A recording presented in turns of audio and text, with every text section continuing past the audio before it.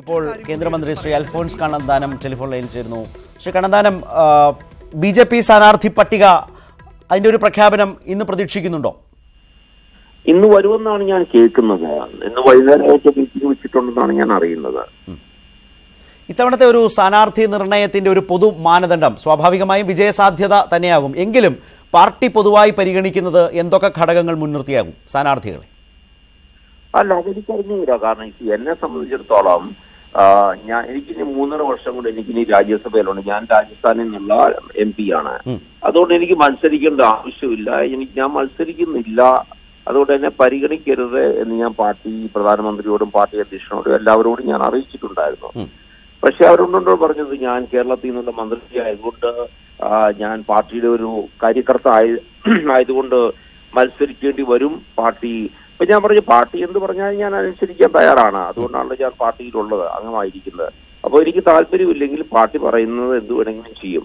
അപ്പൊ എന്നോട് ഞാൻ പ്രിഫറൻസ് ചോദിച്ചപ്പോൾ ഞാൻ പറഞ്ഞു എന്റെ സ്വന്തം മണ്ഡലം എന്ന് പറയുന്ന പത്തനംതിട്ട മണ്ഡലമാണ്. കാരണം ഞാൻ നേരത്തെ MLA ആയിരുന്ന കാഞ്ഞിരപ്പള്ളി, പൂഞ്ഞാർ മണ്ഡലങ്ങള് ഇപ്പോൾ പത്തനംതിട്ട പാർലമെന്ററി കോൺസ്റ്റിറ്റ്യുവൻസിയിലാണ്.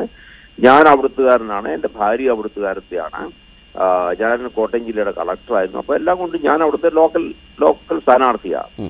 അപ്പൊ അവിടെ എനിക്ക് വിജയസാധ്യത ഉണ്ടെന്ന് എനിക്ക് തോന്നുന്നു. അതുകൊണ്ട് എന്നെ അവിടെ പരിഗണിക്കുകയായിരുന്നെങ്കിൽ നല്ലതാണ് എന്ന് ഞാൻ പറഞ്ഞിരുന്നു. പക്ഷെ എന്റെ അഭിപ്രായം എനിക്ക് ഇപ്പോൾ നിൽക്കാൻ യാതൊരു താല്പര്യവുമില്ല. പക്ഷെ എന്നെ നിർത്തുകയാണെങ്കിൽ എന്റെ സ്വന്തം മണ്ഡലമായ പത്തനംതിട്ട പരിഗണിക്കുക. അവിടെ പക്ഷെ വേറെ ആർക്കെങ്കിലും എന്നെക്കാളും വിജയസാധ്യത ഉണ്ടെന്ന് പാർട്ടിക്ക് ചിന്തയുണ്ടെങ്കിൽ അവരെ ആരെങ്കിലും നിർത്തിക്കുമോ, എനിക്ക് യാതൊരു പ്രശ്നവുമില്ല എന്നാണ് ഞാൻ പറഞ്ഞിരിക്കുന്നത്. അങ്ങനെ വിജയസാധ്യത മറ്റുള്ളവർക്കാണെന്ന് കാണുകയും ശ്രീ അൽഫോൺസ് കണ്ണന്താനത്തോട് മറ്റൊരു പ്രധാനപ്പെട്ട പാർട്ടിക്ക് സ്ഥാനാർത്ഥിയായി ഇന്ന മണ്ഡലത്തിൽ അൽഫോൺസ് കണ്ണന്താനം ഉണ്ടെങ്കിൽ അത് പാർട്ടിക്ക് ഗുണം ചെയ്യും എന്ന നിലയിൽ ബോധ്യപ്പെടുത്തി മറ്റൊരു മണ്ഡലം നിർദ്ദേശിച്ചാൽ താങ്കൾ എന്ത് നിലപാട് സ്വീകരിക്കും? അല്ല, എനിക്ക് നിൽക്കുന്നുണ്ടെന്നാണ് എന്റെ അഭിപ്രായം. പക്ഷെ പാർട്ടി നിർബന്ധിച്ചാൽ ഞാൻ എന്ത് വേണമെങ്കിലും ചെയ്യും.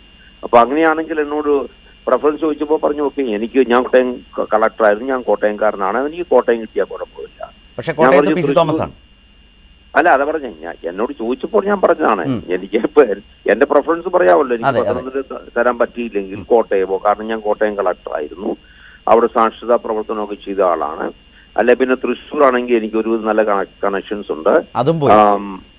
അല്ലെങ്കിൽ പിന്നെ ഇടുക്കിയോ അവിടെ കോട്ടയത്തിന് അടുത്തുള്ള സ്ഥലങ്ങളോ ഇവിടേക്ക് ആണെങ്കിലും പാർട്ടി പറയുകയാണെങ്കിൽ ഇതാ നിൽക്കുക. അവിടെ പാർട്ടിക്ക് വലിയ പ്രസൻസോ വലിയ സ്ട്രെങ്തോ ഒന്നും ഇല്ലെങ്കിൽ തന്നെയും ഇലക്ഷനിൽ നമുക്ക് തീർച്ചയായിട്ടും പ്രധാനമന്ത്രിയുടെ നേതൃത്വത്തിൽ മോദിജിയുടെ നേതൃത്വത്തിൽ നമ്മൾ മത്സരിക്കുമ്പോൾ അതിൻ്റെതായ ഗുണങ്ങളുണ്ട്. അതുകൊണ്ട് പാർട്ടിക്ക് നല്ലത് എന്താണെന്ന് വിചാരിച്ചാൽ അതനുസരിച്ച് ഞാൻ ചെയ്യാറാണ്.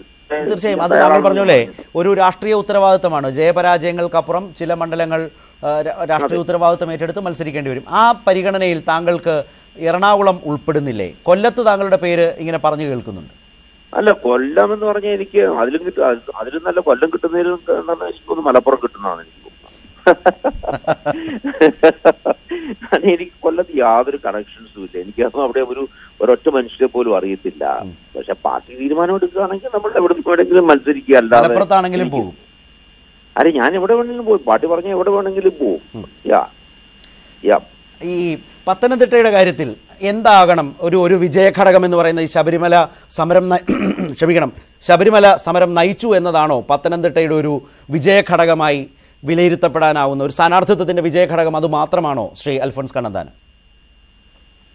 അത് മാത്രമൊന്നുമാണെന്ന് ഞാൻ വിശ്വസിക്കുന്നില്ല. കാരണം എല്ലാവരും നോക്കുന്നത് ഒരാളുടെ ജീവിതത്തിൽ അദ്ദേഹം എന്ത് ചെയ്തു, അതാണ് ഏറ്റവും പ്രധാനപ്പെട്ട കാര്യം. ഉത്തരവാദിത്തങ്ങളെ എങ്ങനെ ഏറ്റെടുത്തിരുന്നു, അതെങ്ങനെ നിർവഹിച്ചു, നേരത്തെ എന്തെങ്കിലും ഉത്തരവാദിത്വം ഉണ്ടായിരുന്നു, ആ ഉത്തരവാദിത്തത്തിൽ ആ ജോലിയിൽ എങ്ങനെ പ്രവർത്തിച്ചു. ഇപ്പൊ ഞാൻ ഈ മണ്ഡലത്തിന്റെ ഒരു MLA ആയിരുന്നു. ആ MLA ആയിട്ട് ഞാൻ എങ്ങനെ പ്രവർത്തിച്ചിരുന്നു. അതിനു മുമ്പ് ഞാൻ ഉത്തരവാദിത്തമുള്ള ഒരു IAS കാരനായിരുന്നു. ഞാൻ IAS എങ്ങനെ പ്രവർത്തിച്ചു. പിന്നെ നമ്മളെപ്പറ്റി പൊതുവായിട്ട് എന്താ അഭിപ്രായമുള്ളത്. അപ്പൊ ഇതെല്ലാം കൂടെ ഒരുമിച്ച് കൂട്ടിയായിരിക്കും കാരണം ജനങ്ങൾ ഒരു തീരുമാനം എടുക്കുന്നത്. അല്ലാതെ ഒരു ഫാക്ട് മാത്രമല്ലായിരിക്കും. പല ഫാക്ടേഴ്സ് ഇതിനകത്ത് വിഷയമാവുന്നുണ്ടല്ലോ. അതായത് ശ്രീ കണ്ണന്താനം, താങ്കൾ പറഞ്ഞു ഇപ്പോൾ ഏത് BJP നേതാവ് മത്സരിച്ചാലും പത്തനംതിട്ട പോലൊരു മണ്ഡലത്തിൽ BJP വോട്ടുകൾ ഏത് നേതാവിനും കിട്ടും, ഏത് സ്ഥാനാർത്ഥിക്കും കിട്ടും. BJP ഇതര വോട്ടുകൾ ഇത്തവണ നേടാൻ കഴിയുന്ന ഒരു വലിയ സാധ്യത താങ്കൾ സ്ഥാനാർത്ഥിയായി വന്നാൽ മറ്റുള്ളവരെക്കാൾ ഉണ്ട് എന്നല്ലേ? അതെ, എന്നെ സംബന്ധിച്ചിടത്തോളം എനിക്കുള്ള ഫാക്ടേഴ്സ് ഇതിനകത്ത് വന്നിരിക്കുന്നത് ഞാൻ അവിടുത്തുകാരനാണെന്ന്.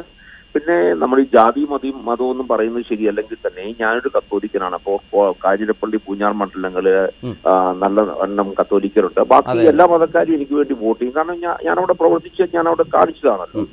പിന്നെ എന്റെ ഭാര്യയാണെങ്കിൽ ഓർത്തഡോക്സ് കാരിയാണ്, ഓർത്തഡോക്സ് മതവിഭാഗത്തിൽപ്പെട്ട ആളാണ്. എനിക്ക് പിന്നെ ബാക്കി അത് ഏത് ഭാഗത്താണ്? പത്തനംതിട്ട മണ്ഡലത്തിന്റെ ഏത് ഭാഗത്തായിട്ടാണ് മിസസിന്റെ വീട്? അല്ല, എന്റെ ഭാര്യ ഓർത്തഡോക്സ് പത്തനംതിട്ട മണ്ഡലത്തിലാണല്ലോ. കാരണം വാഴൂർ ഗ്രാമത്തിൽ നിന്ന് പഞ്ചായത്തിൽ നിന്നാണ് എന്റെ ഭാര്യ വന്നിരിക്കുന്നത്. അത് പത്തനംതിട്ട ജില്ലയിൽ പെട്ടതാണ്, പത്തനംതിട്ട മണ്ഡലത്തിൽ പെട്ടതാണ് എന്നീ. അപ്പോൾ ഭാര്യ ഓർത്തഡോക്സ് ആണ്. പിന്നെ എനിക്ക് NSSുമായിട്ടും എനിക്ക് മാർത്തോമ പള്ളിയുമായിട്ടും പെന്തക്കോസ്റ്റ് ചോദിച്ചും അവിടെ പെന്തക്കോസ്റ്റ് പള്ളികൾ പലതുണ്ടല്ലോ, അവരുമായിട്ട് എല്ലാവരുമായിട്ടും നല്ല ബന്ധമുണ്ട്. പിന്നെ എനിക്ക് എല്ലാവരുമായിട്ടും നല്ല ബന്ധമുണ്ട്. അതുകൊണ്ട് അപ്പൊ അവസാനം പറയുകയാണെങ്കിൽ ഇതെല്ലാം ഒരു ഫാക്ടർ ആണല്ലോ, എല്ലാം ഒരു ഫാക്ടർ. അതുകൊണ്ട് മാത്രം ഞാനത് പറഞ്ഞതേ ഉള്ളൂ കേട്ടോ. അല്ലെങ്കിൽ ഇതൊന്നും എന്റെ സാധാരണ എന്റെ ചർച്ചയിൽ വരാനുള്ള വിഷയം. നിശ്ചയമായും വളരെ വളരെ ഓപ്പണായി സാധ്യതകളൊക്കെ താങ്കൾ തുറന്നു പറയുകയാണ്. ഇത് എനിക്ക് തോന്നുന്നു കേട്ടിടത്തോളം മറ്റൊരു BJP നേതാവിനും അവകാശപ്പെടാനില്ലാത്ത BJPക്ക് ഫൈറ്റ് ചെയ്യുമ്പോൾ എടുക്കാവുന്ന ഒരു ഓപ്ഷനാണ്. ആ ഓപ്ഷൻസ് ഒക്കെ താങ്കളുടെ കയ്യിലുണ്ട്. അത് ഞാൻ പറഞ്ഞേ ഉള്ളൂ കേട്ടോ. അതല്ലെങ്കിൽ ഞാൻ ഒരിക്കലും മതം പറയൂല. എന്റെ ചിന്താഗതിയിലേക്ക് മതവും ജാതിയും ഒന്നും വരുന്ന ആളല്ല. അതുകൊണ്ട് ഞാൻ അതോട് പറയുകയാണ്. തെരഞ്ഞെടുപ്പാകുമ്പോൾ അത്യാവശ്യം ഇതൊക്കെ വേണ്ടി വരുമല്ലോ. അത് ജനങ്ങൾ ഇതൊക്കെ ചിന്തിക്കുമെന്നാണ് എല്ലാവരും പറയുന്നത്. അതുകൊണ്ട് ഞാൻ പറഞ്ഞു എന്ന് മാത്രമേ ഉള്ളൂ കേട്ടോ. പക്ഷേ ശ്രീ കണ്ണന്താനം, ഇപ്പോൾ താങ്കളുടെ ഒരു മത്സരം പുറത്തുനിന്ന് നോക്കുന്ന ഒരാൾ എന്ന നിലയിൽ പറഞ്ഞാൽ ശ്രീധരൻപിള്ളയോടും കെ സുരേന്ദ്രനോടുമാണ് പത്തനംതിട്ടയുടെ കാര്യത്തിൽ. പുറത്തുനിന്ന് കേൾക്കുന്ന ഒരാളെ സംബന്ധിച്ച് നോക്കുമ്പോൾ BJP ഇതര വോട്ടുകൾ ക്യാൻവാസ് ചെയ്യാൻ കഴിയുന്ന നല്ലൊരു സ്ഥാനാർത്ഥി കണ്ണന്താനമാണ്. പക്ഷേ രാഷ്ട്രീയ അടിസ്ഥാനത്തിൽ ഈ ശബരിമല സമരം നയിച്ചതിൻ്റെയൊക്കെ പേരിൽ സീറ്റ് ചോദിച്ച് ശ്രീധരൻപിള്ളയും സുരേന്ദ്രനും നിൽക്കുകയുമാണ്. അവരൊക്കെ വലിയ നേതാക്കന്മാരാണ്. അവരൊക്കെ നമ്മുടെ കേരളത്തില് BJPയിൽ വളരെ വർഷങ്ങളായിട്ട് പ്രവർത്തിച്ച് സാമർഥ്യം തെളിയിച്ച ആൾക്കാരാണ്. അപ്പൊ പാർട്ടിയുടെ കാഴ്ചപ്പാടില് അവർക്കാണ് കൂടുതൽ വിജയസാധ്യതയെന്ന് പാർട്ടിക്ക് തോന്നുകയാണെങ്കിൽ തീർച്ചയായിട്ടും അവർക്ക് സീറ്റ് കൊടുക്കണം. അതാണ് എന്റെ സ്റ്റാൻഡ്. എനിക്ക് സീറ്റ് വേണ്ട എന്നാണ് ഞാൻ പറയുന്നത്. അപ്പൊ അവർക്ക് കൂടുതൽ വിജയസാധ്യത ഉണ്ടെങ്കിൽ തീർച്ചയായിട്ടും അവർക്ക് സീറ്റ് കൊടുക്കണമെന്നാണ് എന്റെ അഭിപ്രായം. പക്ഷേ ശ്രീ കണ്ണന്താനം, ഈ പൊതുജനത്തെ സംബന്ധിച്ച് വലിയ നേതാവാണോ എന്നതൊന്നുമല്ല തെരഞ്ഞെടുപ്പിൽ വോട്ട് ചെയ്യുന്നതിനുള്ള ഒരു സ്ഥാനാർത്ഥിയെ സംബന്ധിച്ച മാനദണ്ഡം. അതിപ്പോ ജനങ്ങൾ, അതാണ് ഞാൻ പറഞ്ഞു, ജനങ്ങൾ ചിന്തിക്കുമ്പോൾ, വോട്ടർമാർ ചിന്തിക്കുമ്പോൾ അവര് എല്ലാ തരത്തിലുള്ള ചിന്തയും ഉണ്ടാകും.